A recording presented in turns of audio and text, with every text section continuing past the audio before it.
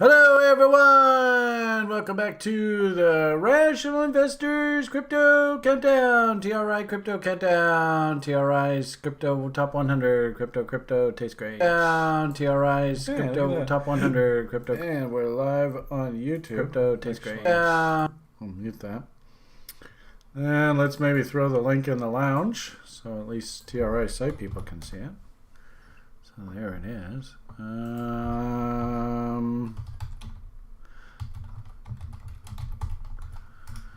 All right, well, we're back in the saddle. I do understand I got some feedback from people recently that the video quality isn't really the best. I am recording a Google Hangout, and I do know that the resolution gets really crappy. When I do Paul's presentation, whoops, oh, now what have I done? That's not what I want. I do maximize the screen, so maybe, oh boy, that's not what I want to do. I hate when I do this, trying to feel your way through this as you're on air, which really isn't very smart. Anyway, let's maximize the screen a little bit better. Hopefully you can see that.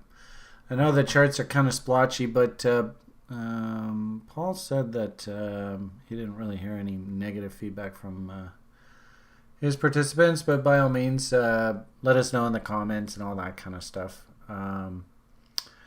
If this is just, there's a chart for you to peruse, that would probably be what I'm talking off of, and is that just totally unviewable? I don't know. Settings. Looks like you can go all the way up to 1080p. Wow, that sure makes it nice and crisp. So it should be usable. So anyway, I just watching the video on YouTube in real time here. This happens to be someone in the Daily Brief asked me to look at a railroad stock today. So that's what that is. But of course, we're here to talk crypto! Crypto tastes great. Crypto. Uh-oh. I had put out a sort of, well, we're at a major crossroads, and we can either bottom, and the market technically was sort of set up in a position where it could bottom, and we had a precipitous slide and then a sideways action, and she tried to perk up, but oh boy, man, we've gotten punched in the nose repeatedly here of late. In fact, so much so that I think we have to take not that stunning, but this potential fog and bomb, I'm going to take that off the screen. And since we've broken through this low, at the very best, maybe, well, we can't even use that as a harmonic. I guess we're going to have to go up into there somewhere, whatever that A, B, C, D is, if that's legit. But also this massive harmonic, and it'll be, of course, the very last thing that I click on here. Anyway, if that is the low, we'll see how it goes. So I suppose that's probably gone. Anyway, so the point of the matter here is we were threatening to point up. Indicators that we follow, we have a proprietary crypto algorithm that sort of measures the breadth of the market. I was putting out messages. If the market did want to rally, if we were sort of feeling bullish, market had the permission to rally, and unfortunately, just not getting any traction. Now, I would say the one sort of saving grace to all of this is that we are coming into the end of the calendar year, and we kind of even joked before we got the video started. Maybe we should be on holiday. Everybody else in the world seems to be. There doesn't seem to be a hell of a lot of buyers out there in the world. So, but what the hell, we're gluttons. We love what we do. We love our job. Actually, the picture is right over top. I'll put my picture over here. So here was that calendar. Last sort of business day in the stock market. Usually you have what's called T+3 settlements. So trade day 1, 2, 3. Tax loss selling deadline should be either yesterday or today, and now, of course, today's basically the calendar day is over for the business world. And actually, we did see quite a sort of panic selling in the stock market here first thing this morning. But as I explained in the daily brief, which really wasn't too brief today, still trying to get back on track there. But as I explained to the community, there's three major drivers here. The first being, of course, the economy, and the economic data is not very good right now. And ironically enough, at the same time, the economic data is not very good because the central bank really messed up everybody's lives there a couple of years ago, dropping the ball with regard to interest rate policy. And now they're trying to play catch up. They've unleashed this horrible inflation problem on us. And of course, everybody's standard of living is collapsing. So we have that issue overriding. Then, like I said, we have tax loss selling. So right into the end of the calendar year, you're going to get a lot of people who maybe even book capital gains on crypto or stock purchases. At the beginning of the year, they got to go find some losses to book to offset those capital gains so they don't have a big tax bill. So a lot of the selling, especially, it's not really related to this show, but, things like Apple Computer and stuff like that, probably people selling into that. Let's see. Here's our sort of stock list. So, I've been sort of talking, if we look at the S&P 500, ironically enough, there is basically January of 2022. It's just been a train wreck for the stock market the whole bloody year. And it sucks because it does look like, we do have a study on the site, and we have just an excellent blog. Really, honestly, if you were, where's the best place to show you? If you were looking for a really good sort of free source of educational material, this blog is just incredible. And it called the market absolutely perfectly. Whether it be through all of our commentary through the beginning of the year, looking for the market to pivot through the middle of the summer, or looking for that pivot middle to the end of the summer for a counter trend rally into the end of the year. And now, unfortunately, heading into the beginning of 2023, just to give you an idea of what it is that we've got facing us, our research department, Josh, in conjunction with this guy who's been working in the markets for like 30 years, kind of brought this study to our community's attention a while ago. And as you can see, we're supposed to make a trough here in 23.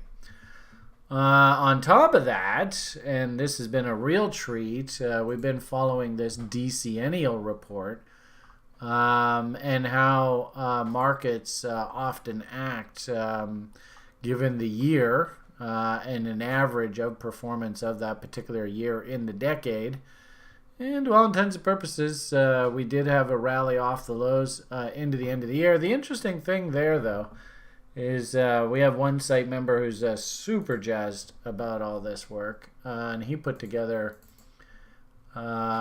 this sort of upcoming decennial report expectation. I don't know if I'm showing that on YouTube or not. I think I am. Well, over here.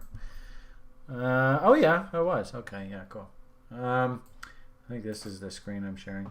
You can see there was 22, and unfortunately here is 23. It's not really a whole hell of a lot better. And the problem with all of this stems from one simple overriding issue. And that is that the Feds are your friends and mine. As I said, they kind of screwed the situation for us up a year or so ago, falling behind the inflation curve problem ball. We are in a rising cost of money environment. And in these kind of environments, there's an old expression in the market, don't fight the Fed. And really, what this really is saying is that when money is easy and the cost of money going forward is perceived to be falling, in this kind of environment, this is a great time to make money in the market and risk taking and all that kind of stuff. In this kind of environment where the cost of money is rising and it's rising fast, this study right here, 3.45, this was an average of the past like 20 interest rate cycles or something along those lines. All of these studies going back to like the late 70s. Boom, boom, boom, boom, boom, boom, boom, boom. And this is an average. And you can already see, You know, and we all know it. 22, 23, this is a nasty, nasty cycle.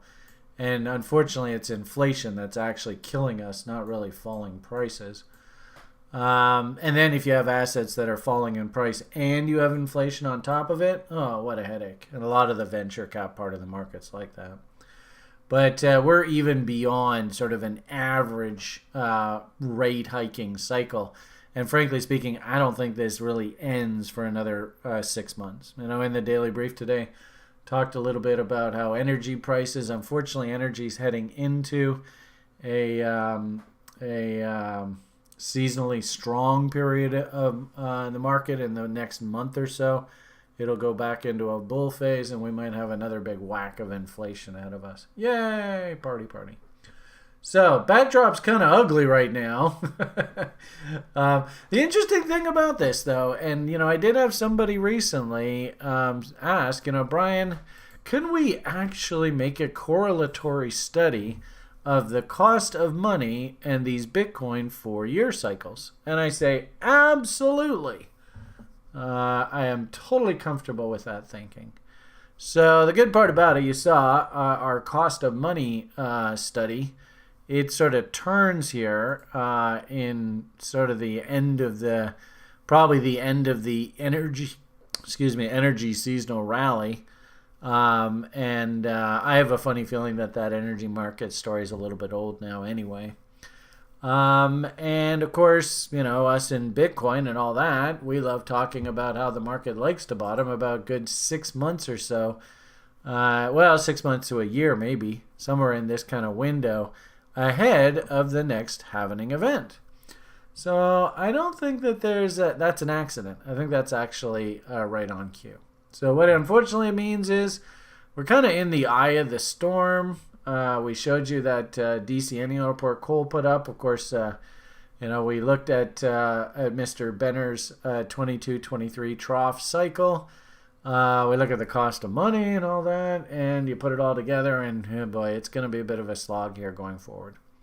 The good part about this, though, is that we're finally at the bottom. Oh my God, it took forever.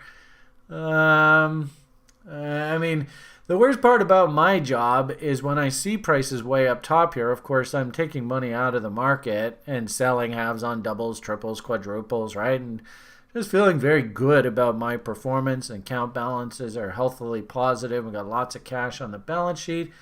But I talk to the public, and of course, they're rah-rah in there buying this top of the market. And I have to sit here, you know, like literally over the past year or so, sit there and just go, you know, hey, you probably better cool your jets. So it's finally happened. We're now approaching cost of production levels. And in commodities in general, and I still think Bitcoin very much is a commodity story, that's a good sign, right? That actually means that price is actually getting back down into value levels. Unfortunately, though, still got a little ways to go. All right, so there's your backdrop. Oh, goodness. It's going to be a bit of a slog here, folks. Don't kid yourself. I was kind of hoping that we were going to pivot back to the upside, and I took an algo signal, and if this algo signal breaks down, then I probably have to hop off. I wouldn't even fault you if you were a bot trader. I don't know whether you can see this or not, and probably Paul's in there on the short side when we check in with him. But you can even see, you know, A to B, C to D. This would take us down to about 15 Gs. And you can see we got one lower high. We had actually another lower high here. That was a little bit higher of a high. So we got one high, two highs. We have that interesting spike reversal here. Do you call that a third high? And I was telling people on the site today, if we start breaking through, let's put that back there. If we start breaking through this 16,526 area, you see how there's a trend line that's come along here. It's a potential trend line. So if we start getting any kind of market structure signals on the other side of this, then I think this bearish bot comes alive. And unfortunately, that doesn't portend well going forward. And then I might add the final piece to all this is how does Bitcoin like to bottom? And just to throw up maybe a weekly chart here for you.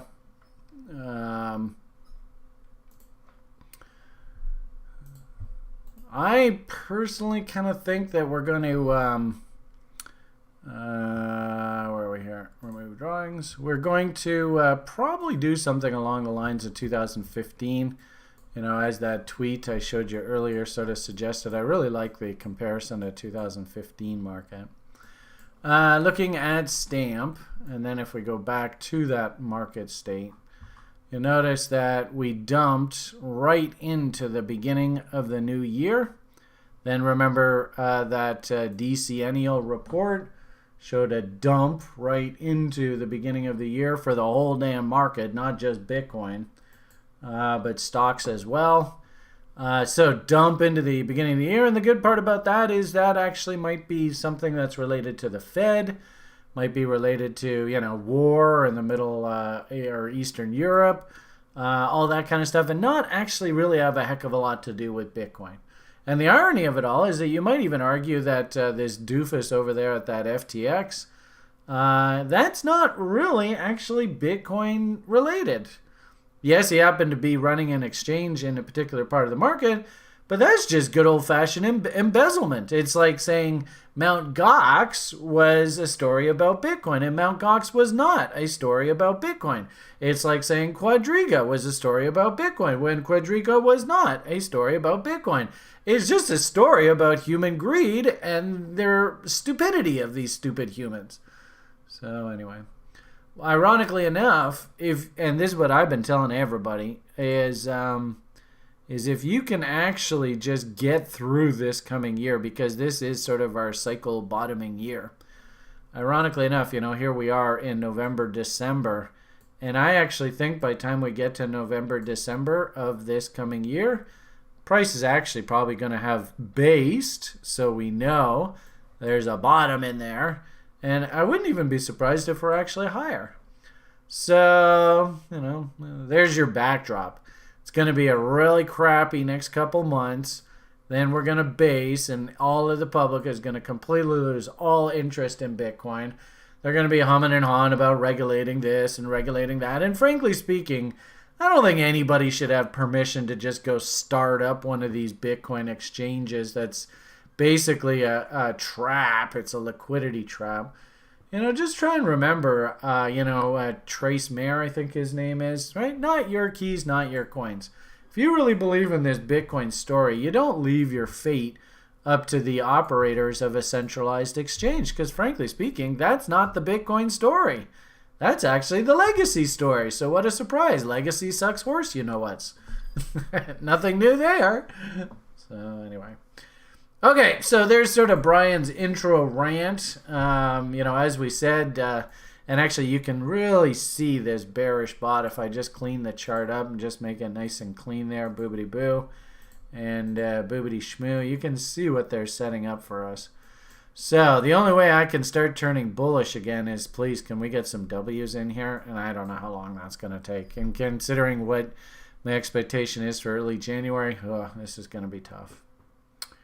Okay, so like I said, there's Brian's starting rant. If anything, got to give big shout out, and one of the main reasons why I like doing this show, and if anything, fantastic sort of commentary on teaching people how to trade and how to make money from trading. Our show co-host here, Paul, was saying right up top here, he was a little skeptical and he was hunting short ideas. And I was sort of saying, well, we did break through this high, so technically, and actually it's interesting, this low is lower than these lows and other exchanges that isn't. But I was thinking, in fact, the fact that that is a higher high, but this is a lower low, actually means this is a megaphone. But I don't know what market I was looking at. I did see that this was a higher low, and I was thinking, well, you know, higher highs and higher lows defines a bull. But Paul, correctly enough, was like, nah, I'm a bit skeptical. And if anything, I like that as a nice sort of voice of reason. We're all working together to get a sort of clearer picture of the market. So hats off to Paul for actually a very good call up here, saying, you know, maybe cool your jets a bit. So to that end, Paul, are you with us this fine morning in Romania? Yeah, good morning. There he is. At least from my area. Yeah. How Hopefully you're having a half decent holiday season there over in Romania. Is there any snow on the ground? Yeah, but sadly no any snow, so No it's a snow, eh? Well, that must be all no. that global warming crap. You've sent all the snow here to Vancouver. I don't know whether you've ever seen, but Vancouver typically our normal temperature somewhere around 5 to 10 degrees in the wintertime. We were like minus 10 degrees there last week. It was like, wow, that's crazy. Anyway. Yeah. So, hats off again. I even put a tweet out to Paul saying, Paul said this was going to happen. So, way to go, Paul.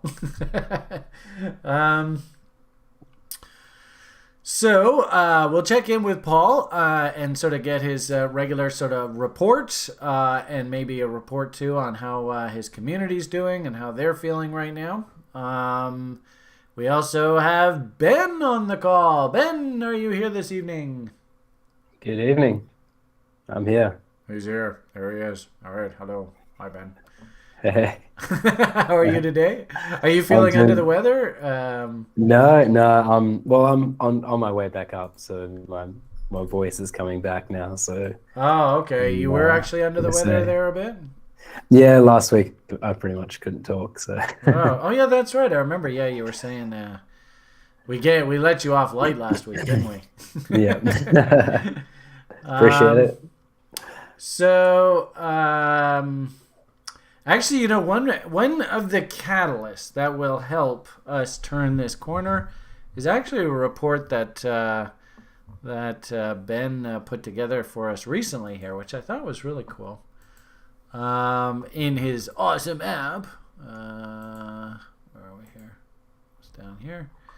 He actually pointed out that Litecoin is starting to head into its sort of getting ready for its halving event. And as you can see, interesting how you might even argue that the Litecoin halving event actually aligns almost perfectly with the Fed, halting their sort of relentless attack on interest rates here. Which would be kind of cool, right? Because I do remember in years gone by, anybody who's been in this space for a while, the Litecoin pre-halving pump, I think right in here, where we were basically at nothing, and I remember they were just giving Litecoin away, and it rallied all the way up to $9 a coin, just like out of nowhere. This was all on the sort of pre-halving pump. So, if you're looking, if anything, and the people that watch this video, I think you guys are relatively educated in the space. I think you're a bit smarter than the common Joe.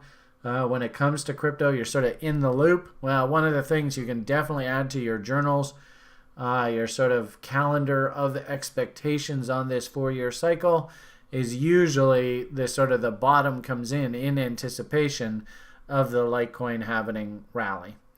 So that to me makes a lot of sense. This will be one of the markers that will sort of mark that, okay, we're officially through the correction, if you will, and we're starting the new cycle. So great report, Ben. Really appreciate that. Yeah. Also, too, Ben put out an interesting report, and I sure love your work in this regard, Ben. He did a study, and did you share it with the broader sort of site community, or was it just shared with our little room? You put out a chart. I thought this was fascinating, and I'll let Ben speak to it. But wouldn't that be interesting if actually it's not this time that we do? Or, last correction, everybody was expecting the hyperwave theory to play itself out and to hit the full reset and all that. And he was kind of conjecturing, maybe it was this wave that the hyperwave theory is going to work. Too many people were actually watching for the hyperwave event last time, and you notice that nobody's talking about it now, eh? Yeah, which kind of makes you think that maybe that's a good reason why it might play out. Yeah. Having said that, Great Dad Moody brought up a good point. Obviously, market structure, you're going to want that second high to be lower than the first.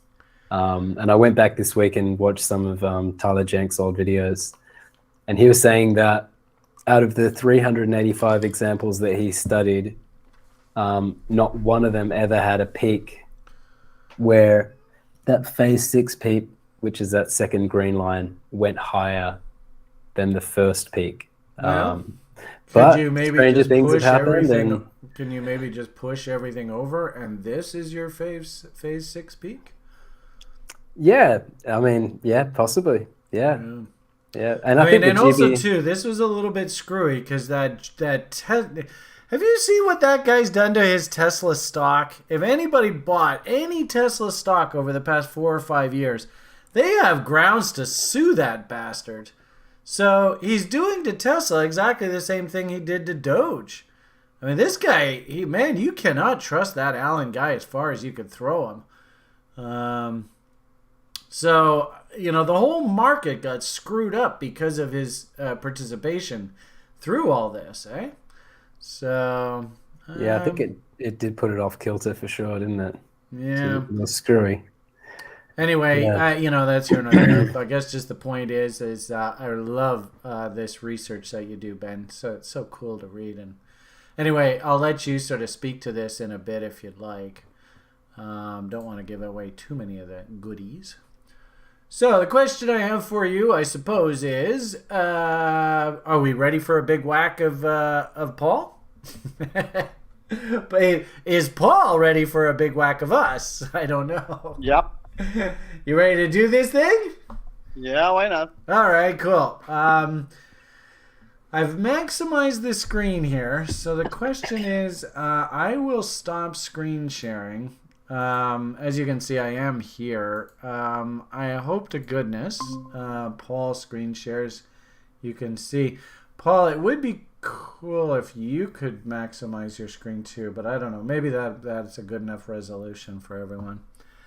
It looks relatively well readable there over on YouTube. I was able to select the 1080p on my YouTube feed. So anybody who's looking to boost their picture quality, and I'll just show you it here quickly. This is probably going to screw everything up, but Looks okay now. yeah, I changed the picture quality to 1080p, and you can see it looks pretty good.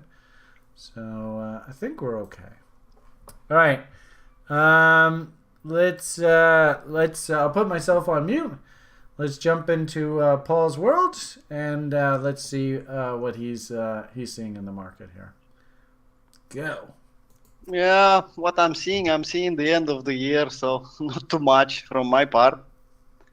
But weekly report, I made this today, actually yesterday on my time zone.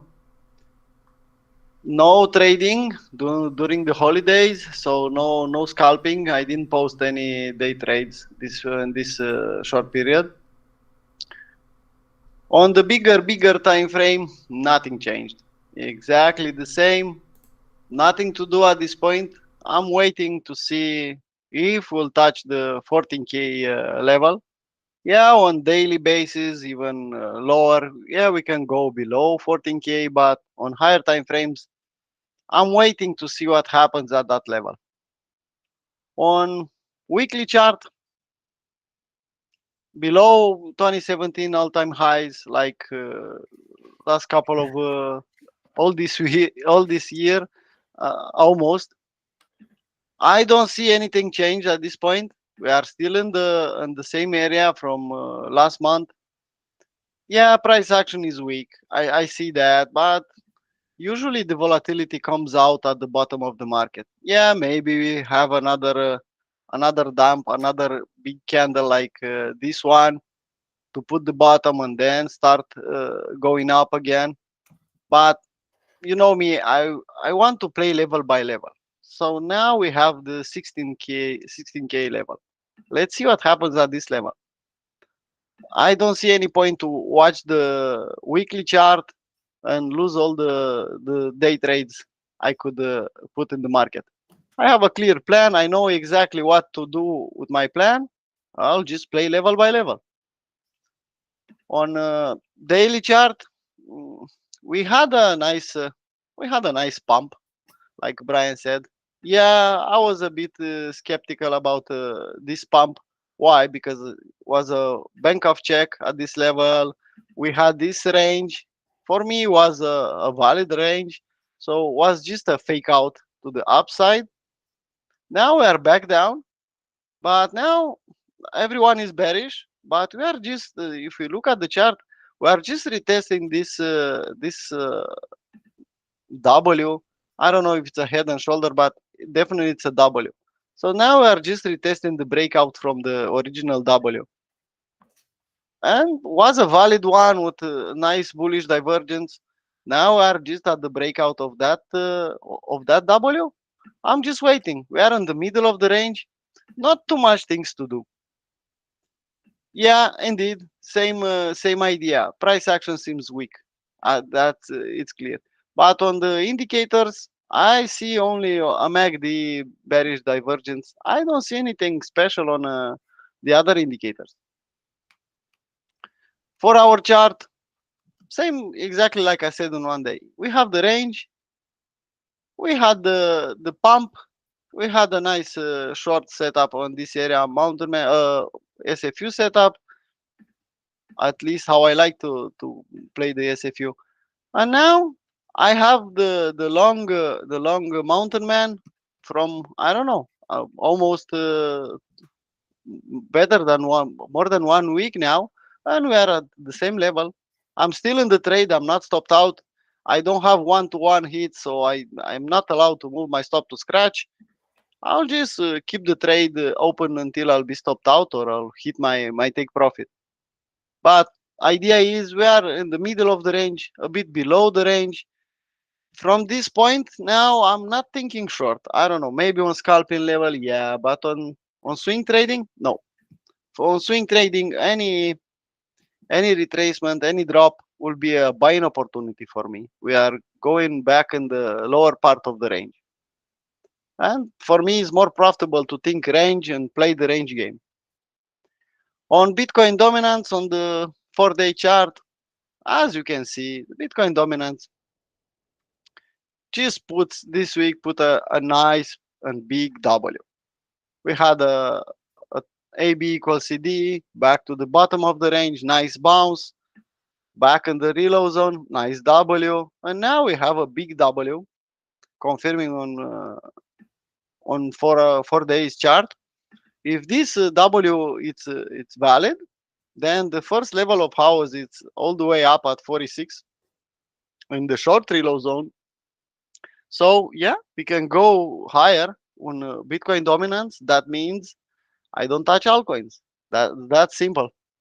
I'll not touch altcoins until I see a clear 3-bar fractal top at least on 1 day chart. And even then, I prefer an M on a daily chart, but at least a wide M on 4-hour chart. Until then, like I said, I don't touch altcoins. No point to swing trade altcoins because I know from the last bear market we can go even 70% lower than the levels we have now. A lot of people, I don't know how many people were here in the last bear market. A lot of people call the bottom on altcoins, and from that point any altcoin could go even 80% lower, even if we have some of them 90% retracement. That doesn't mean we cannot go another 80% lower than these levels. So until I see a clear YM on Bitcoin dominance, I'll just leave altcoins alone. Ethereum versus Bitcoin on 4-day chart. I was talking for I don't know 1 month. I was waiting for a drop in this one, and seems like we're slowly pushing lower. Hey, And Paul.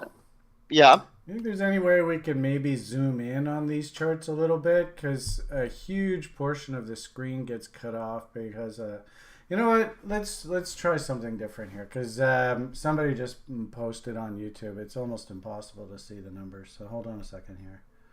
more than 200%. I cannot zoom out. No, zoom in. Zoom in, yeah. How am I going to do Screen share. Yeah. There's got to be a way to figure a way around this. Just give me a second here. Yeah, looks good on Meet, on the Meet part, but on YouTube. Yeah, well, Yeah. it even when we look at the chart, though, it's awfully difficult to see the numbers. I'm trying to figure out a way I can somehow zoom in on the screen because we lose so much of the screen to this. You Google didn't Hangout thing. push 11, F11, I guess. Well, that's what I just had. And I was trying to, so I had it like that, but still a huge portion. Like you can see, like your word processor document, half of the screen is just white screen, right? So it's anyway. I was just wondering if there's any way we can zoom in a little bit on your chart so that the chart is on the screen. More than that. Let me see. Yeah, maybe a little bit. And then You can do it from OBS, but yeah, there you go. That's a little better. Yeah. Okay. Yeah. So we'll keep I'll working do it on manually. it. I hear what you're saying over there, Omar. We'll try our best. It's a work in progress. Sorry about that. Please continue. Yeah. So I was hoping for a breakdown on this chart, and now slowly we go to the middle of the range, and maybe if we're lucky, we'll get the bank of check of this original W at the bottom of the range. Let's see what happens. We'll play level by level, but now seems like Ethereum will go down versus Bitcoin. On total too, I don't know. We just made a range. Now we're at the bottom of the range, as you can see.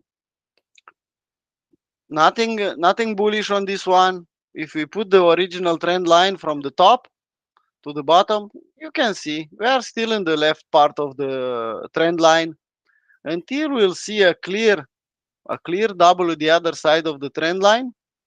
Nothing to do on this chart, and I'm not thinking a bottom yet. I need to see a W the other side of this trend line at least. Yeah, we can go lower. This trend line could behave like a resistance, touch the trend line and go keep the price on the left side. Couple of more months. I don't know. Let's see what happens level by level. I'm waiting for a clear W the other side of the trend line. I don't know what price will be that W, but until then, nothing bullish about Bitcoin. And altcoins, actually, the total tweets about altcoins mostly. The news for this week, we had the news for next week, actually, for beginning of the next year. Yeah, we have some. So next week we have some big news we have to worry about. I like to close everything on what about day trading and scalping before the news. You only need one mistake and you can blow up your account. The spread and the slippage is too big. Even on traditional market is too big. So that's why professional traders, they are closing the trades before the big reports. And I think it's in our best interest to do the same. So we have Wednesday, we have FOMC minutes, so could be a lot of volatility at that time. And Friday we have inflation rate and non-farm payrolls. So next week, pay attention to this news. And at the end, as long as the dominance is of Bitcoin dominance is growing, I don't touch altcoins. Trading conditions are still hard, in my opinion, damn hard sometimes. But I'm a day trader. This is my job now, so I have to trade. Yeah, I'll adjust my risk per trade, but I'll keep scalping and day trading. I prefer to use the holidays to make a complete review of what I did in 2022. And especially to plan what I'll do in 2023. In order to have good results, for me, it's essential to know exactly what I want to do and where I want to go in the next year. If I have a clear direction, nothing will stop me. but you need a clear direction to know where you want to go, so you can plan every day. You have in mind where you want to go, so you'll get in there if you have a clear plan and a clear direction. My opinion that 2023 will be a year with great and really nice opportunities to buy, accumulate altcoins, and maybe not only altcoins. If we keep in mind the banner cycle, that chart, you know that if you follow TRI, you know that chart. 2023 could be a really nice year to buy some stocks or crypto. Could be a nice opportunity, maybe a lifetime opportunity for some altcoins. But we have to have a plan. That study was actually written back in the 19th century, and back then the primary way people used to speculate in assets is real estate. Actually, kind of like what China's doing now. So the expression is time to buy your corner lots. So maybe that means we should go into the metaverse and start buying corner lots in metaverse. I studied that chart, Brian, and I saw is pretty accurate on everything.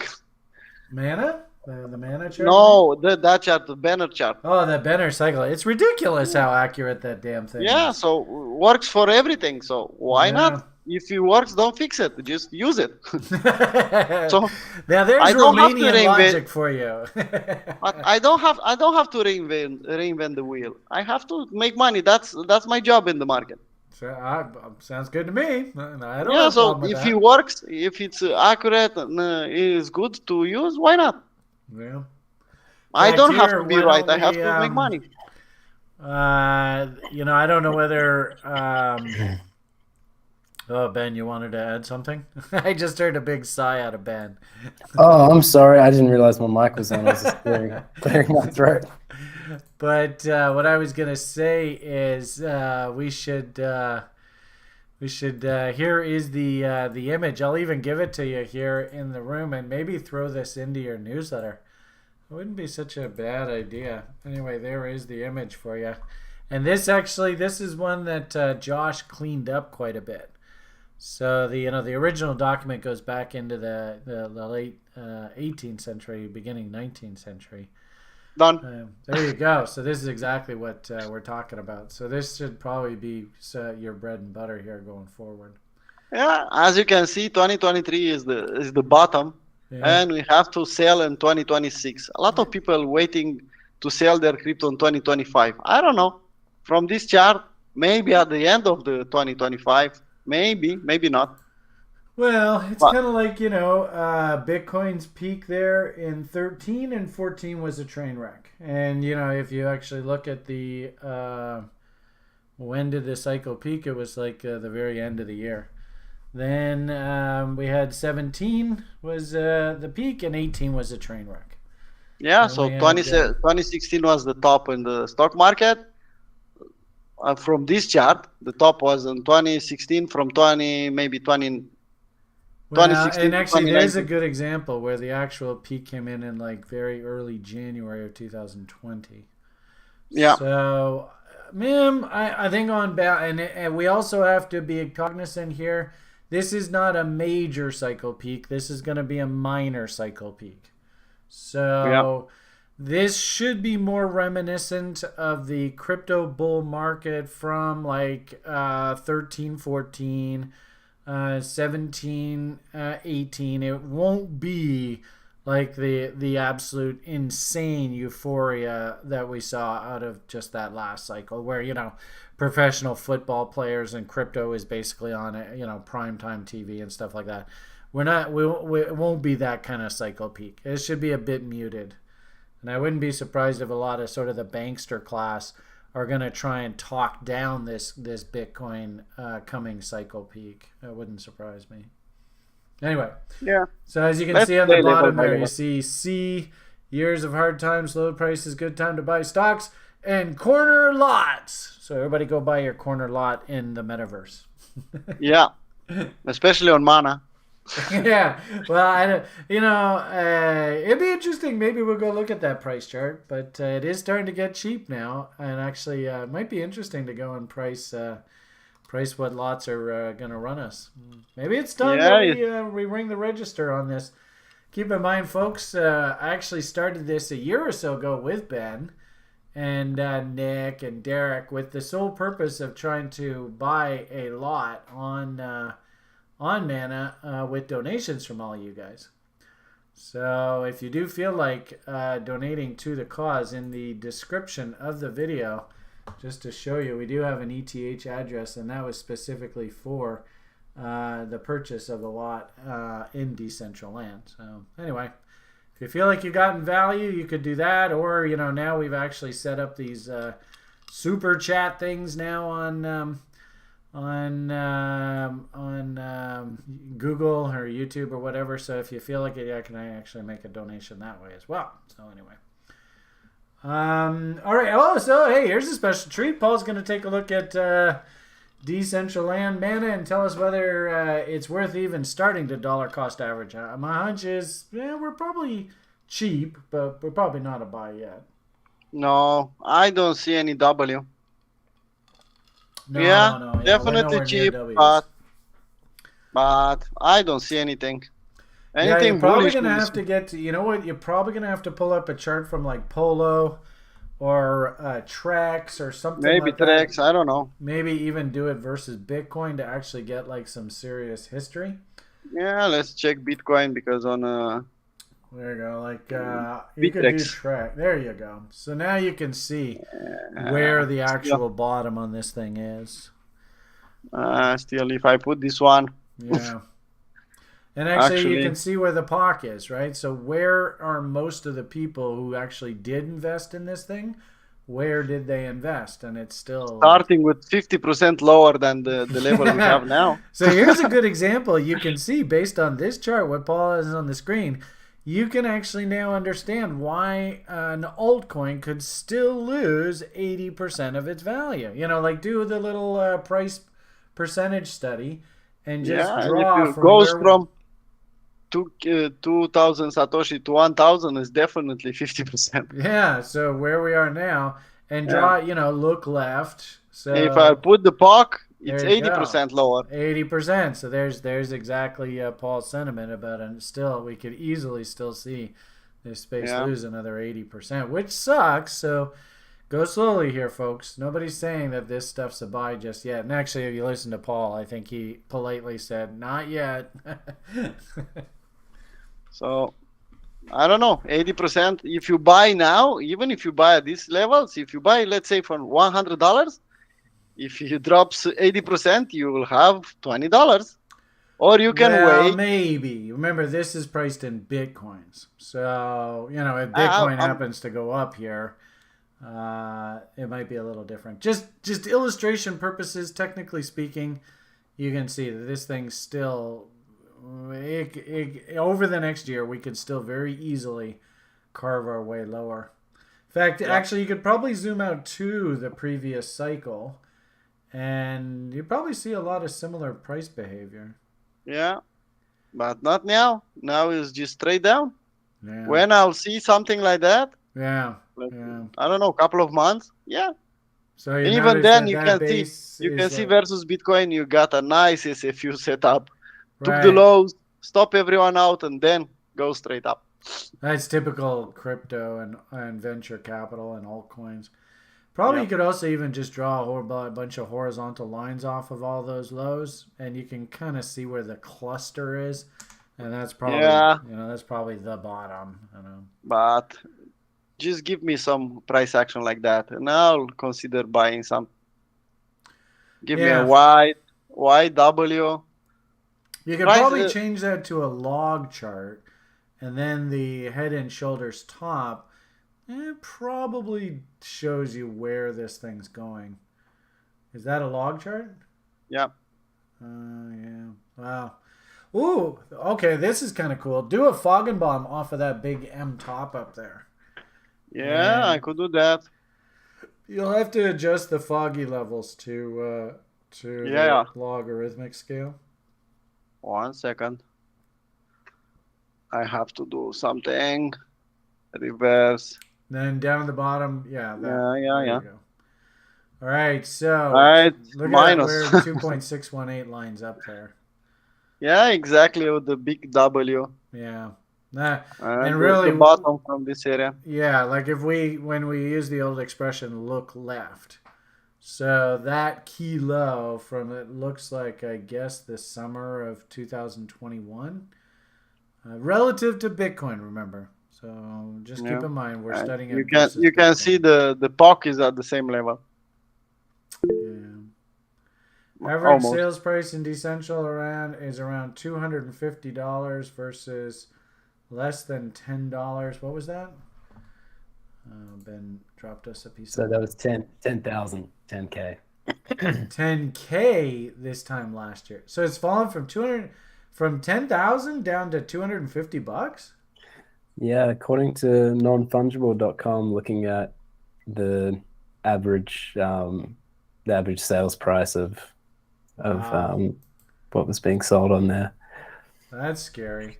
So it just goes Yeah, to but show. still could go lower 80%. Yeah. So what's that? So somebody bid $50. Is that what you're saying? Yeah, All right. that's me. Well, and if anything, maybe Paul, you could grab that chart, and Ben could maybe add that to the app. I like that Foggenbaum level. Notice if you draw like a horizontal line, yeah, there you go. You can kind of see how that's a pretty important pivot level for this asset. Yeah. So anywhere at or below the blue line, you're probably buying value. Right now, it's still a bit expensive. Yeah, it's cheap, but Cheap nothing. but expensive. Yeah. Actually, it'd be interesting. Do a fib off of this, and let's see whether that 2.618 lines up with things like 88.6s. From the bottom or from the zero? Yeah, just anywhere at the bottom end of the range. Yeah, all the way up there, and then where is 88.6 of that range?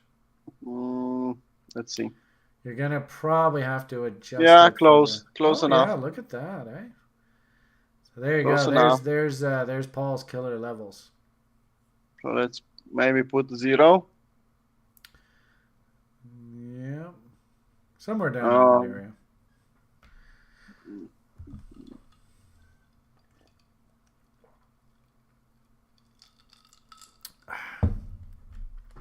Cool. Yeah, close enough. And this is probably a good example. Pull up a momentum indicators. Do we even see the sign? Yeah, you can see the potential divergences are starting to build. We're still Willy is way oversold, too but look at this bear market. How much time Willy was oversold? Yeah, we call that embedded. And if anything, markets this is why it's always dangerous to use overbought, oversold indicators to time purchases just on their own. Yeah. Because sometimes an overbought, oversold indicator can just sit either overbought or oversold for a very long period of time. Yeah. So usually means weakness when you see it's oversold. Doesn't mean you have to buy it. Yeah, that's a famous line John Bollinger used to always say. He used to always say, one of the strongest signals you can get from the market is an oscillator sitting in the overbought zone, which is a little bit counterintuitive. Most people think, oh, it's overbought, time to sell it. No. Sometimes it doesn't work that way. Anyway, so cool. And Ben, you think you could throw that into the app? That would be kind of cool. We haven't looked at Decentraland in a while. Absolutely, yeah. Yeah, send us the link. I'll do that. Thanks, man. I already sent it. What was did you have an image that went along with that comment that you just had there, Ben? Yeah, you said, what was the website that you made reference to? Yeah, so just there's a website called nonfungible.com. And nonfungible.com. Okay. Yeah, so it essentially just pulls the blockchain data from the contract address, right, and tracks the prices and all that. Unfortunately, it only goes back 1 year. I remember when we were looking at it maybe earlier last year, we were able to see when there was a huge spike in volume. I don't know if you remember that. I think there's a picture on the app. But now you can only see back 1 year on this website. So, but yeah, that's the website. It's called nonfungible.com. And you can put in Decentraland and see what prices are going for, and yeah, how many sales there are, Is all there that any kind of way stuff. we can see that? Can you share the address? I typed in nonfungible.com and I'll close my presentation. Yeah, we're seeing you. Yep. Your Twitter feed. There we go. Non-fungible. Let's see what the heck we got here. Ooh, Decentraland. Oh wow, interesting. So, okay. So if you scroll down to where the chart is. Oh wow, yeah. Look at this. Ooh, fancy. Number of sales US dollar in a 1 week and daily. That's what you have here. Yeah, and I just put in average. So in the drop down under sales USD, put in average USD. Oh, okay.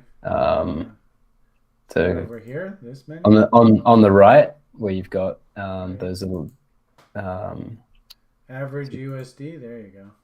Yeah. All right. And then then you can change the time span to 1 year. Oh, okay. Hey, there we go. So yeah, gee whiz, somebody was panic buying. Look at that. Average USD 44,870. And now average USD 182 bucks. That's incredible, eh? Yeah. What a difference. I know there's a lot of people that were super gung-ho about the Decentraland. They actually went into the business of like developing properties in there. Geez, I guess that business is kind of cratered, eh? Fascinating. Yeah. And I think they just released the worlds or something. You can get 3D virtual spaces instead of land. So maybe that will be the next. That's in Decentraland, or that's a competitor? In Decentraland. Oh, wow. So maybe I'll pop on over there. I haven't been over there in a while. Cool. All right. Well, thank you very much for sharing that, Ben. That's super cool. Yeah. Is this primarily about Decentraland or about any asset? Yeah, I think it's mainly like NFT type. Is that what you called it? Would Decentraland be NFTs? Yeah, because you could, you can sell like, I guess it would be an NFT, like the land, right? It's not a token. It's a. Be interesting to see how these ape guys are doing, whether they've come off. I don't really understand any of this. Maybe one day we'll have like Ben, you could give us a crash course on what all this means. I'd have to do a deep dive first, but get prepped for the next round because it's yeah, well, I suppose here we go again, right? So do you want to get wealthy? It's entirely up to you. The kick in the pants is this is the only business when stuff goes on sale, nobody wants to buy. It's like pulling teeth to get people to buy down here. You know, up at the top of the market, God, you couldn't stop people from buying. It drives you crazy, eh? All right. Where should we take the conversation next, guys? What do you think? Ben, Paul, did you finish your presentation or were you sort of halfway through? Yeah, it's okay. I'm done. All right. We didn't hear treat your business like a king and it'll treat you like an ape. How does that go again? Exactly like that. We got to get this. What's the line? Everybody's got to get the sales pitch. Treat the market like a business and market will treat you like a king. There you go. Well said. Perfect. Awesome. Okay. Why don't we now, because technically this is supposed to be about you guys over in the community. So why don't we open up the floor to request, and let's spend the next hour just looking at coins, kind of like what we did with, I suppose here I'll go back to screen sharing my screen. Kind of like what we did with Mana there, which was kind of cool. Let's just take a look at some names and see if there's something that somebody's interested in. Actually, interestingly enough, if we look at you guys, Paul, he especially, I always like to ask people this. Is the same thing with remember when Nick was on the show? He seemed to really like the old sort of magic internet money and all that kind of stuff. And then when Danny got himself into trouble, I'd always ask, so, what's your opinion of how all that's going? Is Danny still in the penalty box and all that kind of stuff? So what's your sort of feeling for how this whole Binance sort of potential attack is going? First off, do you think that the attackers are done? And second off, do you think Binance is on the straight and narrow and they're going to survive? Who wants to attack that first? Paul, yeah, you like using Binance. Do you still use Binance? Yeah, I'm using Binance, yeah. All right, so what do you think? Do you think whoever was going after Binance is done? Until now, only FUD. I didn't see any proof of anything. Okay. Only FUD and some modified videos. Yeah. But I don't know if it's over yet. They'll keep trying, I guess.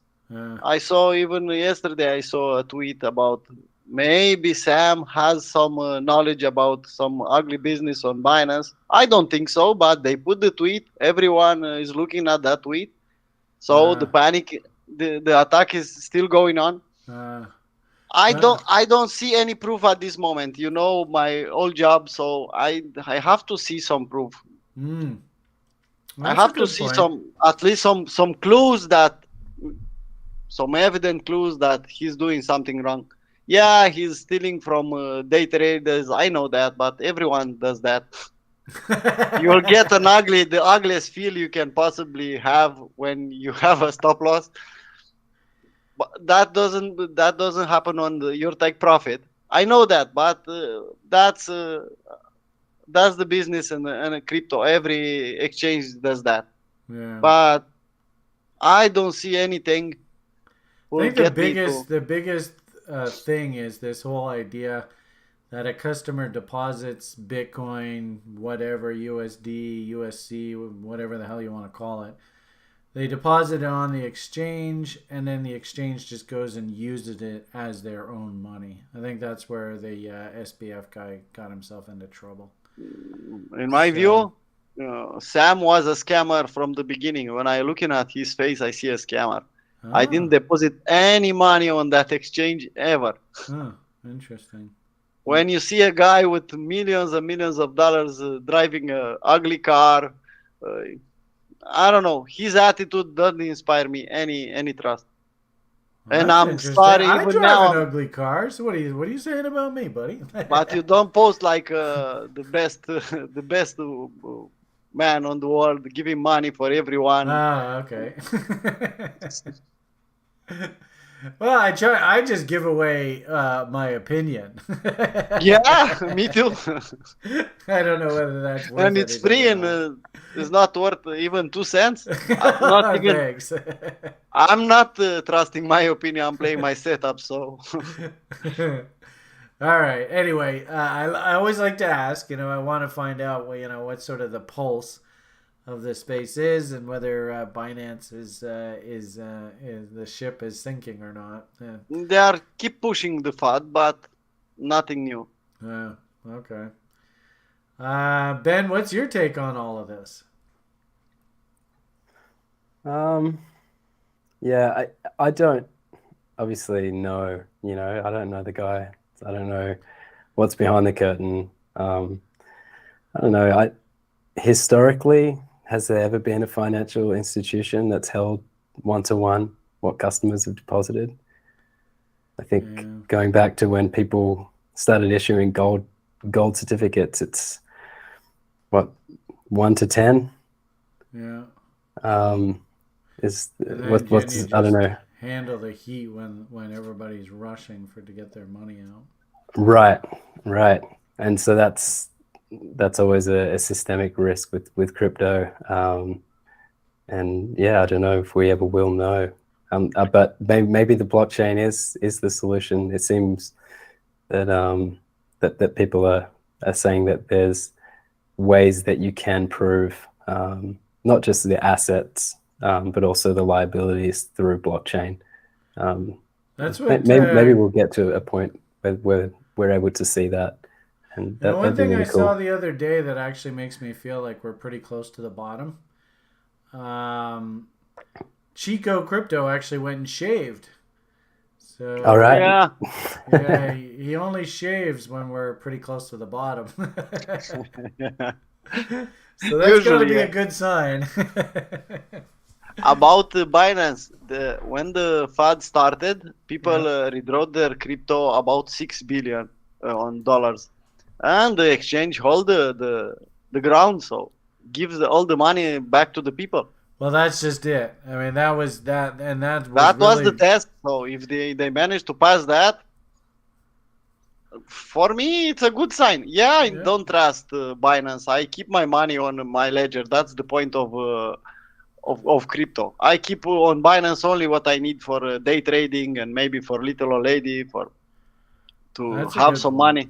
Yeah. But I keep my money on the ledger. Is the safest place I could keep it. Huh. In the same time, if we look at the statistics, a lot of more people lost their money keeping on the ledger than keep it on the exchanges. Because a lot of people, they'll lose their keys, they'll lose their ledger, they'll lose their recovery phrase. Yeah. So if you don't know what you are doing, best to keep your money on the exchange. You are safer than if you lose your keys. You don't have any way to recover your money. Yeah, I can show you a Bitcoin address. I think it has 0.2 BTC in it, and I lost the password in 2015, and I still have no way of figuring out how to get that 0.2 BTC exactly out of there. exactly the point. Even on Quadriga, maybe you have a chance to recover your money, but from that address, no chance. Well, if we get quantum computers, maybe If you get quantum computers, will have different problems than 0.2 BTC. Yeah. All right. Well, you people over on YouTube, interesting. Somebody over on YouTube says FTX is precursoring the same thing happening with banks, and that's been sort of the big scuttlebutt. Is with this, we haven't actually seen a good old fashioned bank run. I guess since Northern Trust. Do you guys remember Northern Trust? I had different activities back then. Yeah, I suppose you were. Yeah, you were in. Northern Trust was a bank in Ireland, or maybe in north of England. I don't know whether they were actually in Ireland or not. But anyway, and when Ireland, Spain, Portugal, Italy, when they all went sort of tits up there about a decade ago, there was a run on on Northern Trust Bank. I remember that. But we haven't had any good old fashioned bank runs in a while, mind you. I would say that I think there are bank runs happening in China as we speak, and I think I even heard that the bank runs are starting back up again over there, because it is turning into absolute chaos over there. I mean, they say there's something like 250 million cases of COVID now, so it's just absolutely it's chaos. So welcome to the Benner cycle. Ironically enough, if we're sitting here moaning and complaining about cryptocurrencies and their prices, we're pretty fortunate in this part of the world. And actually, speaking of which, it's not very far away from your neck of the woods where there is some really, really nasty shit going down. Yeah. So, yeah, boy. Anyway. Okay. Does anybody on? Nick says Chico Crypto has been footing like crap on Binance. He's never liked CZ from day one, eh? Yeah, from the first day. All right, somebody's asked us to look at Neo, Neo.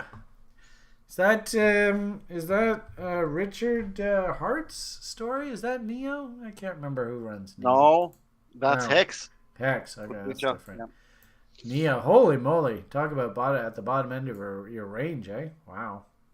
Yeah, but I still don't see a big W. No W's. And the sad part about it is it'll be difficult. Like you could see it was like, is this the bottom? Nope. There's a nice W. But you can even see that, hey, let's go and test their resolve right through here. And I'm sure there were plenty of people that went, whoa, look at that big M, you're dead. So, geez, this, Maybe venture cap versus market. Bitcoin could look better. Pardon me? Maybe versus Bitcoin could look a bit better. Could. I think probably, probably the thing that you kind of want to see is this sort of wider base. And I've often suggested to people that these bottoms should sort of look like saucers. So that's sort of what we'd like to see. And you can see maybe we're at the sort of the beginning part of the left-hand part of the saucer here. We actually have to get, kind of like what we said about 2015 with Bitcoin price is, did I get rid of that? Oh, looks like I did. Oh, well.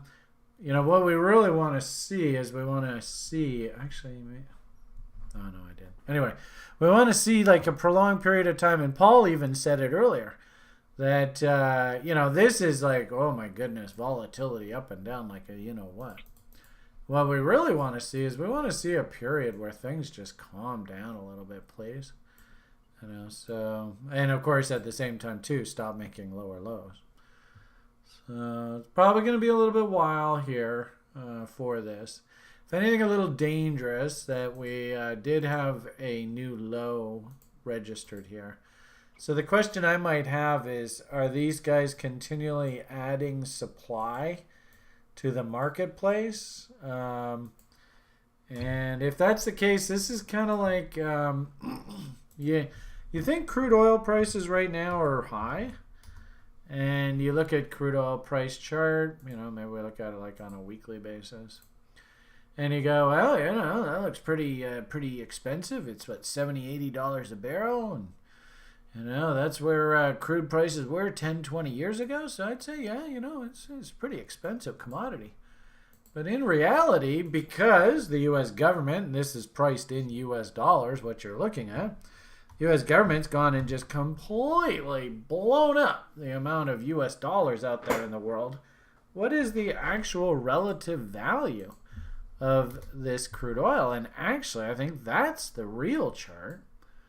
So this is the danger in runaway inflating the number of units that you're pricing, whatever it is that you're looking at. So Paul's going to head off and have a dart. We wish him luck. So I'm a little leery when I look at these cryptocurrencies, and I don't know what the numbers are. Probably a guy like Ben probably could do a better look at this than I could. But Crypto Gecko, I think that's a popular sort of site to look at these. Nope, that's not it. Was it called Crypto Gecko? I thought that's what it was called. Coin Gecko. Oh, that was close. Thank you, Ben. Appreciate that. Coin Gecko. Hey, there we go. Then we come on over here and we go NEO. And it would be really interesting to see what the if there was like a supply curve. So then I just simply ask, how many coins are actually outstanding? Market cap, $425 million? Wow, I bet you there's a few coins out here. What does it say here? Here we are. Circulating supply. What does that say? 70 million? I mean, relatively speaking, considering some of these are like in the billions and stuff like that, that's not bad. Total supply down the road, 100 million. Market cap, $425 million. So I guess the question you have to ask yourself is, what are these things actually being used for? Can you somehow justify the value of one of these coins at $6.03? Is this a POS coin? Is it a POW coin? So Suppose they have a website. Interesting, it's a .org. U.S. Campus Tour. All right. Decoding Web 3. October 2nd to October 24th. So, well, I guess there's a nice little tour you could give or take. Neo and gas tokens. So is this like is this a sort of clone of Ethereum kind of idea? Is that how this works? Neo provides a full stack of features out of the box, but doesn't keep you boxed in. Ooh, building blocks for the next generation internet. There you go. So I don't know. I'm not really the best person to break this apart and actually try and tell you what the value of one of these coins is. I always get a little bit screwy with these POS coins and trying to figure out what value is. So, well, it looks like it's got a half decent website. It looks like they're pretty active. Suppose you could join their social media. Let's see what the heck it is they're promoting.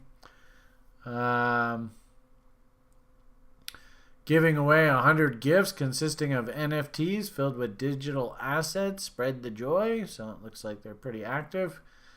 They got 38 retweets, I guess. So this one's got a little bit more traction. So I would, to be honest with you, I would love to be able to figure out a metric to try and figure out how you put a value, equation together for coins like this. 70 million coins, though, isn't terrible, but I suppose it does speak to why the price is still $6. So I guess the question is, how do you justify a $500 million market cap? $500 million. And it was a $500 million now. What the heck was it when it was way up top here? Holy moly. I mean, look how far this thing's come down. So, if it's $500 million here, what the hell was it when it was up top here? God, it's 2,000% higher. I can't even count that high. Must have been like in 100 billion or something. So, anyway, cheap, yes. Do you believe in this story? Can't really comment on this story. What are the drivers going forward? Is there actually something fundamentally being developed? Can you paint me a picture? If I did want to invest in this, why would I invest in it? I could paint you a nice picture. They just slowly, legally take the money from the project. Okay. So you don't do anything. You just had an ICO. You raise a lot of money. You pay nice salary for you and your friends, and just live a good life. Spend all the money, and when the money is gone, start another project. All right, there's a nice positive outlook for crypto. A lot of projects, they do that now. And it's the bear market fault, is not us. Yeah. We tried. Well, I suppose if you actually built a better mousetrap and people went, damn, that is going to make my life a lot easier using this, then you could sit there and pitch the story, eh? Yeah. So what I'm hearing is, and I'm not really hearing much of a story. So Prince says here, Neo is used for fast payments, pretty sure. Waleed says it's Chinese. Uh-oh. Andre says Chinese ETH. Oh boy. Some Chinese, they are living a good life now. There you go. Merry Christmas. All right, so BG, you asked for NEO. I think, number one, I don't mean to be rude, but you've hopefully heard this same message from Brian consistently over the years. I do not believe that there is any, how do you say this? How do you have confidence in a system where the whole system is developed to actually steal your money? And in China, the person who actually commits the theft is actually the not person that is sort of socially held responsible.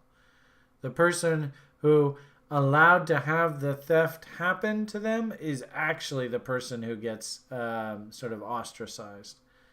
So that sets a really dangerous sort of backdrop that fucking people over is business as usual. And it's your responsibility as a consumer not to get fucked over. And my apologies, Google and YouTube algorithms, but there really is no better way to describe Chinese capitalism than that. And I mean, you see all the poor people who have,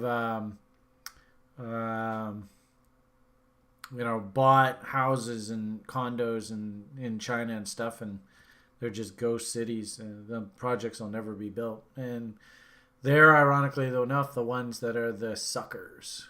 So half of your job in China is just try not to be a sucker. I would say, technically speaking, probably the easiest way for you to sort of know that we've turned the corner is if you can start drawing trend lines and you start seeing market structure on the other side of trend lines.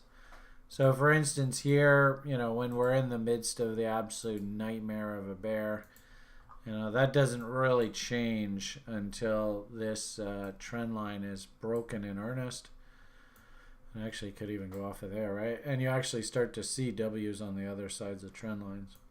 But if we start making highs on the other side of this trend line, well, then you got to start drawing new trend lines.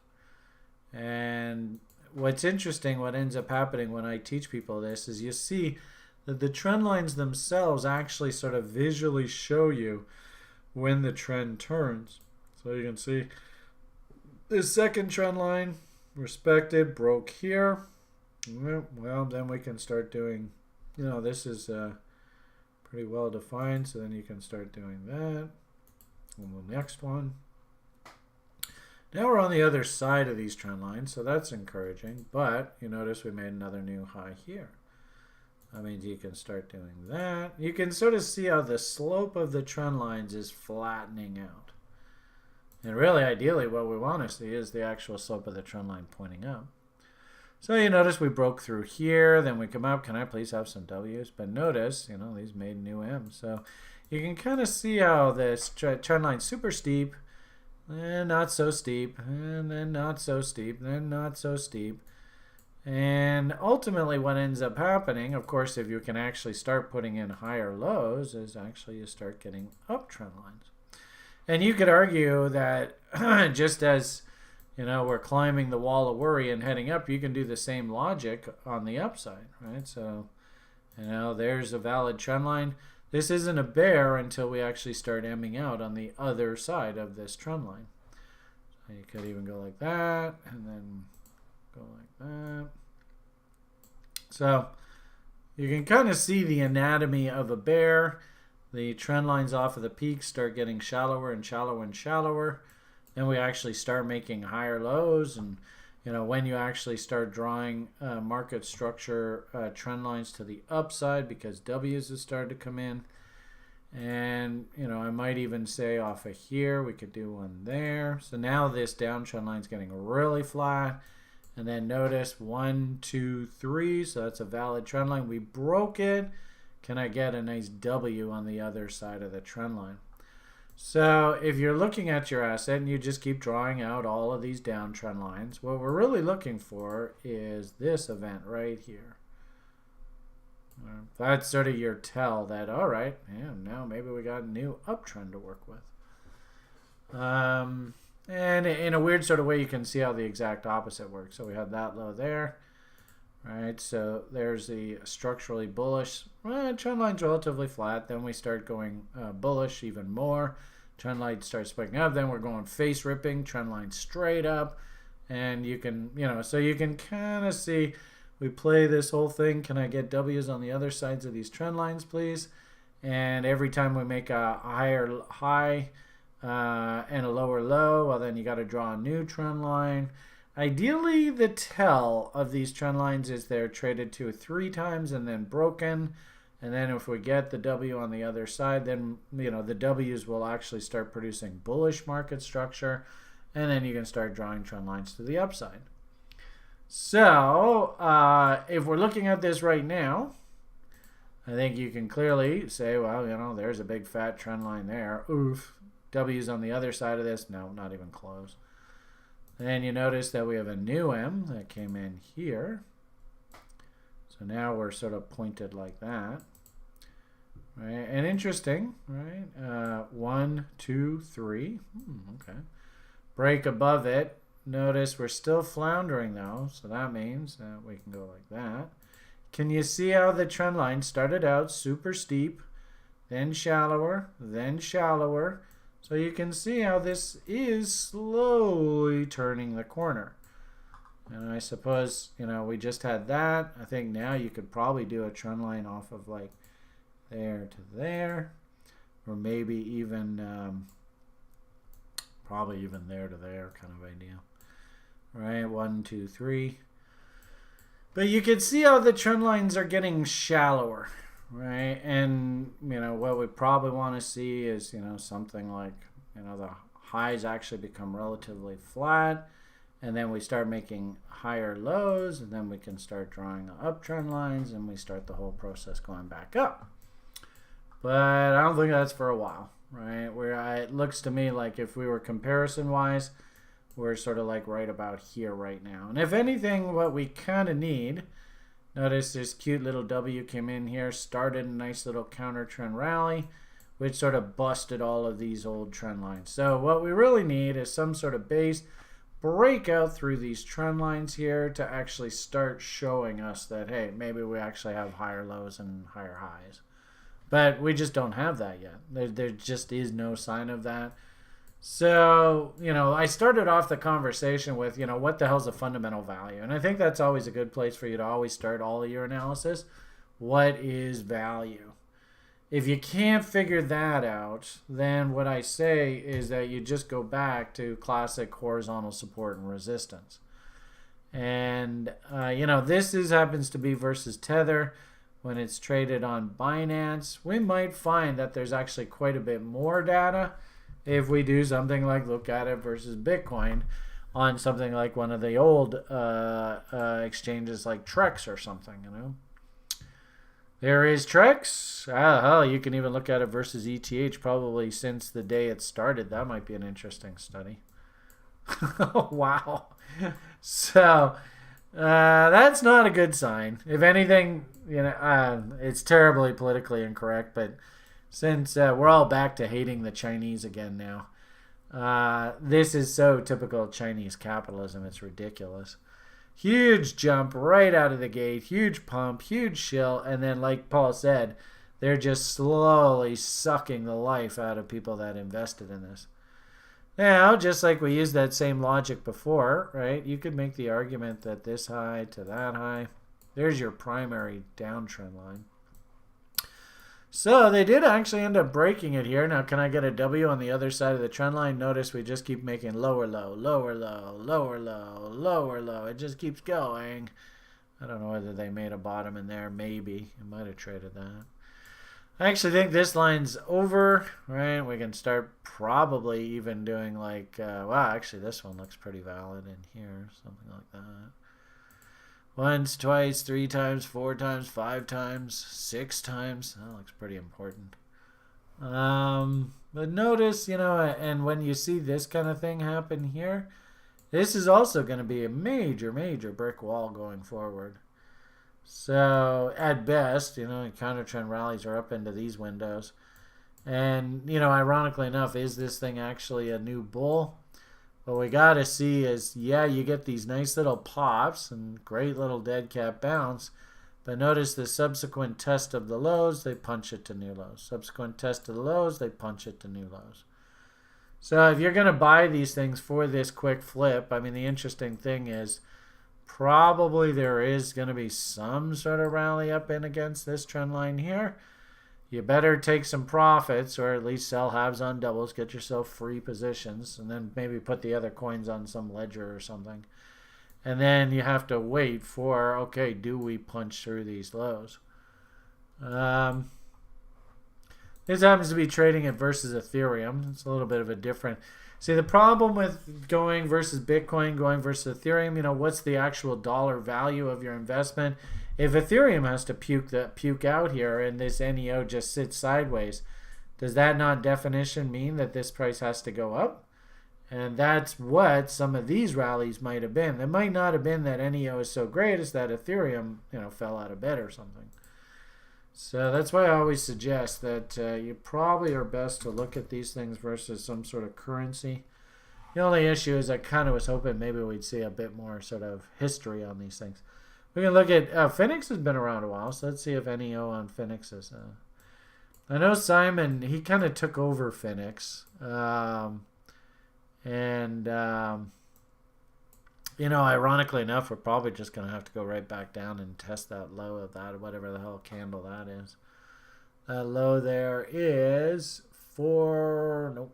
Oh, what's that number there? Can't even see it.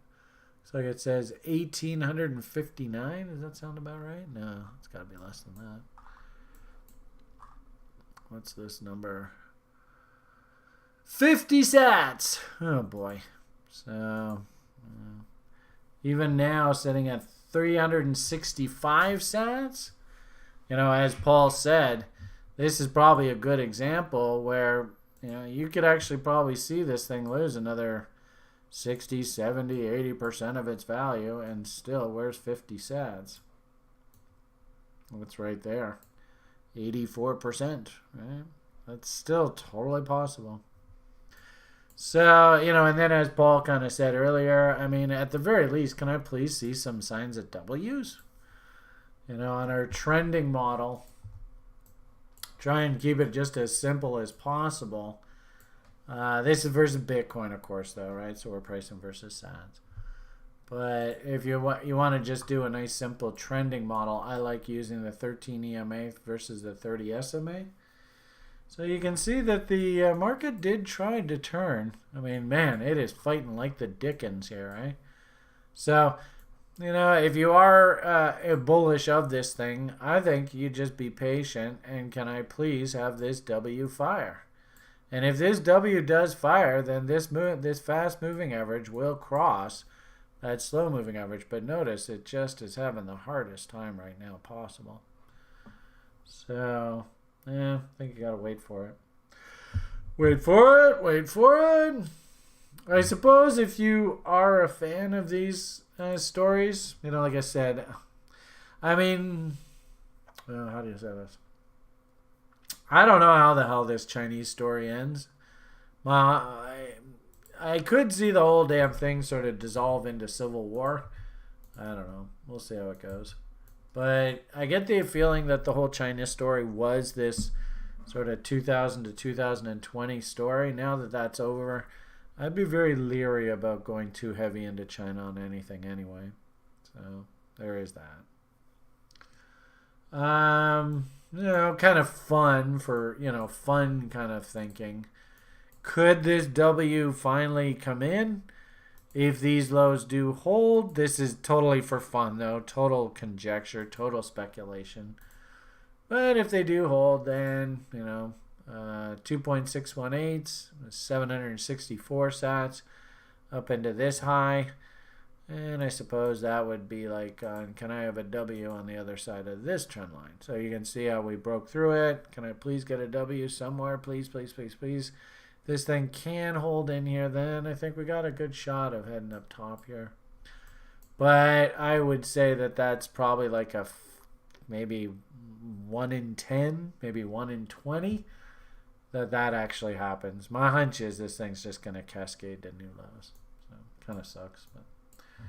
But internals, I don't know whether we got anything to work with here. RSI is breaking structure. So, we often suggest you can use RSI and all of its M's to try and help you see structure. We just did have a nice bounce right off of the lows. You can see how RSI broke through this up move here, put in an M, and then we've just been making lower highs and lower lows. We're kind of chopped sideways a little bit here, but then just in the past week or so, we've broken back down again. So you're not getting any help out of internal momentum indicators. Things like MACD, I would like to see bullish divergences. We had a bit of a bullish div over here. Actually, we don't know. Where is that? Yeah, there's a bit of a bull div here. But you notice, and actually they did try to set up a bottom here. So bull div came in here, and then we want to get a W.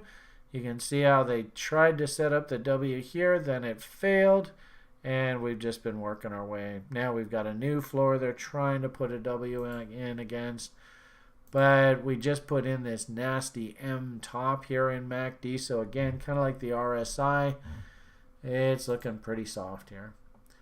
Willie sure has a head of steam behind him, eh? So, ideally what we want to see is this WE type action, higher lows and higher highs. Ideally, we'd love to see the price of the asset continue to work its way lower as this is basing. We call that divergence. But right now, this looks like a train wreck. So, kind of like the RSI, big fat M there. There's a huge structural fail. Below the moving average, then another new low. Bit of a consolidation, rallied back to the moving averages, was rejected, another new low. Willie is technically not even stupidly oversold yet. So this, and you see how this sort of saucer played itself out. If we just simply extrapolate that and try and do the same thing, well, we probably end up looking something like this. So that means this thing's not going to really start turning until somewhere in here. October of 23. So, and interesting how that aligns nicely with Bitcoin halving bottoms and sort of anticipating about a year or so, well, maybe 6-8 months ahead of the halving event. It corresponds with the Litecoin halving event, corresponds with the end of the Fed raising interest rate cycle, corresponds with the Benner cycle, buy your corner lots down in this window here all through 2023. I think that makes perfect sense. I don't know. What do you think, Ben? Is this worth adding to the database? I don't know whether I said a very clear message here or not. Well, maybe Ben's not here. Yeah, always. There he is. Yeah. The only problem is I have so many studies on my screen, it's almost impossible to see what the hell I'm talking about here. Well, I think, the indicators are all just looking horrific. And I really think that the primary conversation is, can we just put in our can price W? Can the MAs turn back bullish? If yes, Faggy painting upside targets into 200 SMA. Something like that. And probably also too, just even this range, and I mean huge, gee whiz, that's a huge range. But, probably what you should expect is like just, dead cat bounce, 38.2s, think Ray Burchett. So where is Colin and his pump chasers? But in this case, it would be dump chasers. And there they are. So interesting how 4669 lines up nicely with 38.2, which lines up sort of with the last time that the bulls actually showed their heads and got the heads handed to them. So if there is some sort of rally, then we'd probably head up in here. But there's a lot of ifs around this. So that's the kind of image that we want. Maybe something like that. All right. I will take a copy of that chart and we'll throw that in the room. All right. We got about 19 minutes left here, peeps. Anything else you guys would like us to particularly look at? Is there anything, Ben, is there anything you want to share with us? Do you want to walk us through that hyperwave thing here before we're done, or what do you think? It looks like there's a few people have put in the chat. Okay. Some stuff that they want to see. So yeah, unless the chat explodes with people wanting to see hyperwave stuff, but okay. Yeah, like ENJ, ETH, PIVX, BTC. Oh, okay. Dot. Yeah, down at the bottom. You're reading all those? Yeah. Okay, yeah. Okay, so there was Monero is the only damn currency being used. John McAfee. Rest his soul, eh? God, this world is just so nasty. Anyway, all right. So the first one there was Dot. You guys have any opinion about Dot? Dot versus Tethers. Let's see what you got. Oh, Jesus. All right. The great part about this is that you're not coming in and buying ridiculously overvalued assets. I mean, this is great. The only problem, of course, is that there's no signs that this thing's actually going to go up anytime soon. But at least, we don't have to. I tell you, a year or so ago, Ben, do you remember when we started this and we were talking to people up here? And you'd hear me go, Yep. fuck, this is going to end in disaster. Well, people, that is what disaster looks like. Take a snapshot of it. Next time we're up here and you hear everybody talking Lambos and professional football players, mind you, I don't think he's going to be a professional football player too much longer. All right, giving you crypto advice, that's definitely your warning sign. Anyway. Cheap. So this is, the same thing that Paul said, and probably his simple advice about the dominance and just waiting for that dominance to top out, and then we can actually start looking at altcoins. I got a funny feeling a lot of altcoins that we're going to look at are going to look exactly like this. So, what can we tell you? First and foremost, I do like the fact that we have finally come back down into the bottoming range. Remember, institutions buy down markets. Somebody actually stopped the selling here and turned it back up. So if I was going to say there was an institutional fingerprint that sort of has this is where the institution stopped the selling and turned it around. There was this event here. That would definitely be, and this will now, ironically, this will actually represent a massive resistance level going forward. That low against that high, sort of a low to high trend line, that is going to be a huge resistance level going forward. Also notice too, when we look back over time, you can see how it played a bit there as well. The only problem with this, of course, is you don't know how old the data is. Like if we look at DOT versus, again, versus something like Bitcoin, probably see that this thing's got a bit more history to it. If we look at it on Trex, we'll probably see. Oh, no. Actually, no. Actually, versus Bitcoin, this is a bad sign. So relatively speaking, and this is exactly what Paul's talking about. So you'll notice that structurally versus Bitcoin, this thing just failed horribly there. Really, really bad failure there. So probably next stop is down in this area down in here. So try and remember that. That was December 2020. So there is December 2020. And actually our level 1 instructor, Grim, he would often suggest to students that, the place where you want to look for the bottom is you notice that, this is the W, down, up, down, breakout. And then even more so, oops, come on you. You've got this cute little W, down, up, down, breakout. Got this doji bar here. And clearly, this is the bottom. That little doji bar right there. And he would often suggest, there's the W. I'm going to throw my order in right here. Yeah, you hear me talk about candle body lows for trade location, right? I think that's actually your floor on this thing, especially those kind of, all of that cluster of candle bodies in there. So, we're basically down into that neighborhood now, eh? So it's cheap, no doubt about it. It's definitely, if you were going to say trade location, this is the Polkadot network? Is that what this dot is? Yep. That means that this was the test net for like Kusama or something like that, right? Is that how it goes? Soon to remember. It's something along those Yeah, lines. like Kusama was a parachain of Yeah, Polkadot. I can't Yeah. remember. You know, Nick would he'd know this story backwards.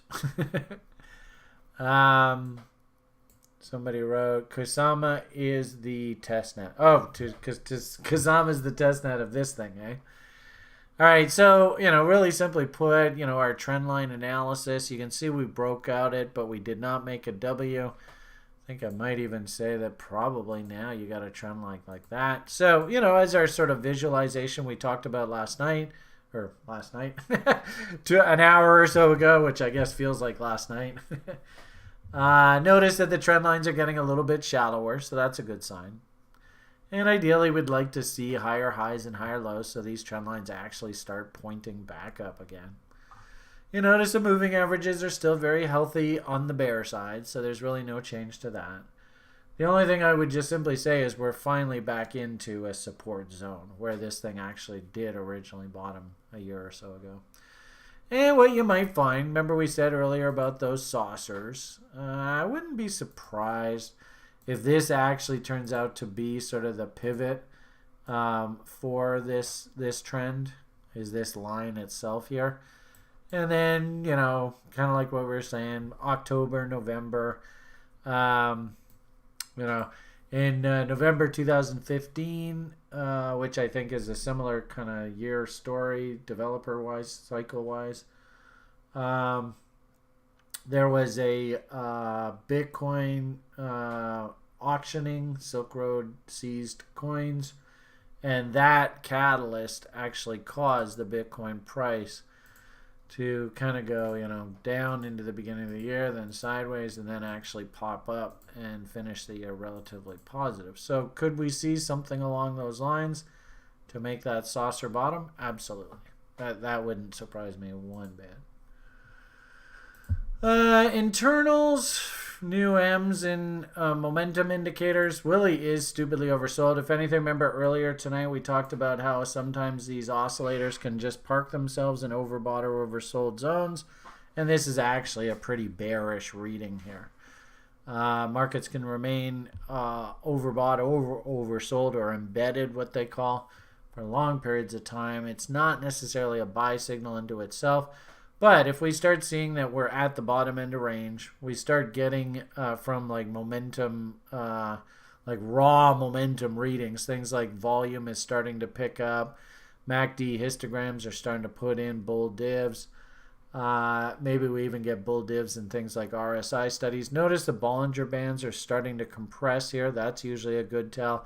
Remember, you heard Paul say earlier tonight, one of the tells of market bottoms, and he's absolutely right, is you actually see the volatility come out of assets and they start to calm down, and then you get a breakout through this happens to be Bollinger Bands, so this measures things like standard deviation as a statistical measure, and our TRI CTO Sjord, he really likes using the Bollinger Band compression to sort of visually see that volatility coming out of the price. He likes to use it on an RSI study, so that's why you see it here like this. So, point here is starting to get some, again, down at the bottom end of the range. Is it a surprise that the market is officially oversold? I don't think so. Makes perfect sense. Also, too, our sort of trend line analysis, are things sort of basing out and maybe we're starting to make our saucer bottom? I think it makes sense. It's just there's no signs of W's anywhere in sight, and you probably have to wait for those W's to actually cause moving averages to start turning back up. And then if we think about our timing model, I like the idea that this year is going to be a saucer year, we'll call it. And then coming out the back end of this year, if you are still watching this video, the three of us are still ranting away.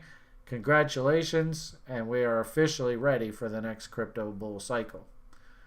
So everybody has to make me a promise that you are going to be here 11 months from now. Let's see if can I get you guys on YouTube to jump? Who can make me that promise that you will absolutely guarantee be here 11 months from now? Anyone? Paul, will you be here 11 months from now? Who knows? Definitely. Hey, there you go. That's a good statement. Day trading every day. All right. No doubt. Adam says he'll be here. Jay says me. I'll be there. Sayla says we'll absolutely be here. BG says me. Nick says yes. And bot screeners. So yeah. So you've got the model. You've got the subscription. Ain't no way you're getting out of this now, Beamish. All right. Good to see you guys are on board. All right, where should we go next? We got about another 7 minutes, maybe one or two more names. What do you think we should do here, Ben? And by all means, Ben, if you wanted to talk to the audience, feel free. No, this is great. What you're doing is awesome. I think people are getting a lot of value out of it. So, all right, we probably have time for one more. So there's ENJ, PIVX, Ave. I saw another one in there. FET. FET is about to skyrocket. Well, there we go. Is that the one we should look at then? Yeah, just take a if you could grab a screenshot. Oh, of did that I not do that? I thought I did. Unless you already did. Sorry. Yeah, in the in our fun little chat room there. All right, there we go. You're all over I put it. down the past two charts. Paul gave you one as well. Awesome. Thanks. So okay. So what do you think? Since can I get that in writing? Which one? What symbol was that? The guy said is absolutely guaranteed to go up. Because I like guarantees. Millennial Insight says is about to skyrocket. Paul found that humorous, I guess. All right. Well, what the hell? Might as well do that one since he got my attention. Thing is, it probably looks like crap, but oh well. Let's see what you got here. This is fetch.ai. Oh, that sounds interesting. Different. Little. Yellow. Oh, hey, you're right. That doesn't look bad. Son of a gun. So if anything, this is a good resource for if you're sort of watching and wanting to learn and wanting to get better at this whole game of investing and stuff. If it's one thing I'll tell you, if a name looks like crap, I'm not going to bullshit you. I'm going to say that looks like it's about to crater. That, however, doesn't look bad. That's not a bad looking coin. I think the thing that jumps out at me here is this huge volume spike. So what was the reason for this volume spike there? And notice how that just launched OBV into the stratosphere. That's always a good sign. I remember I worked with this one student years ago, and now the guy's like so stinking rich, it's ridiculous. And he always said that his favorite indicator, he absolutely set his watch to, is this OBV indicator. I have to say, it's a pretty handy tool. So a couple things that jump out at me here. Number one, primary trend line that has been broken. So ideally, we would like to, of course, see a nice W on the other side of this trend line. So I don't know whether we're ready to, like you said, moonshot it. But remember I had said earlier, a good sign for these names is you'd like to see that moving average crossover. And usually it comes on some sort of violent spike in price. It's interesting how this didn't really spike too much. I suppose on a daily chart that probably looks a little more dramatic. So there was the spike. The only problem is, especially with Paul's sort of concern about altcoins right now, what I'd probably suggest is maybe just let this thing develop. Move off of the bottom. You might even argue that it's an ugly one, but it does look very head and shoulders-ish. This also looks like a diamond pattern. So there to there. There to there.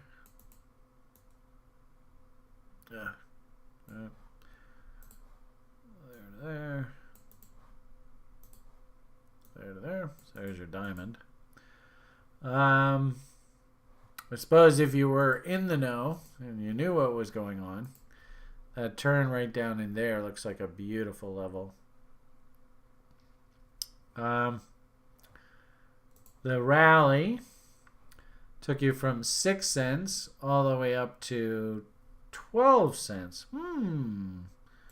Whoever asked about this, hopefully you're sort of cluing in. You see this a lot in venture cap, where basically this, notice how that's almost exactly a double. Why did the market stop up here? Well, I might argue the smart money all accumulated, the people that actually know the story, that kind of know what value is, they were accumulating in here. And, you know, a lot of people make fun of me, little old lady strategy and stuff like that. But the long and short of it here is this is a time-tested principle that I was taught by old floor traders a billion years ago. This isn't really anything new. Smart money, smart investors are not greedy. And they always think about 2 words. It's called an approach. The risk-first approach. You always are obsessed with how much money am I risking? When can I get out of that painful situation? And so a really easy way for investors to get out of that painful situation of risking your own money is if the asset happens to double in price, you sell half of it, get your original investment capital back, and the rest of this is just free money. You know, whatever the hell this thing does for the rest of its life, there is no risk associated with it. So don't be surprised when you see this. This is actually very normal. This is business as usual. Now, as I said there a moment ago, like this trade is gone now. So what would you want to be thinking now? And, you know, considering Paul's sort of cautious attitude towards altcoins, if anything, this guy kind of bucking the overall trend, so that's always a good sign. But I would say probably you want to see just a nice structural development off of this level. So maybe down, up, down, up. You know, something that just gives you some structure to work with. I don't think it's an accident that the market is setting itself up off this 25 level. This is pretty normal. So, if this idea does work, next stop looks to be about 16 ticks. 16 cents. I'm not quite sure what number that is. I suppose you could probably also, for fun, maybe do Foggenbaums. If I did a Foggenbaum off of this low back to this high, I bet 2.618 is going to be right up in here. And 4.669 is going to be right up in there. So let's see what happens. Boom. 2.618, 4.669. So those are probably realistic objectives. But and if anything, what you'd like to see is whatever this W is that forms, the 2.618 also comes in right up top here. That would give you a lot of confidence that that's going to happen. So, yeah. Well, actually interesting. So, against this, if the W happens to look like this, and I've drawn that, 2.618 is up against this line here, and 4.669 is the bot objective.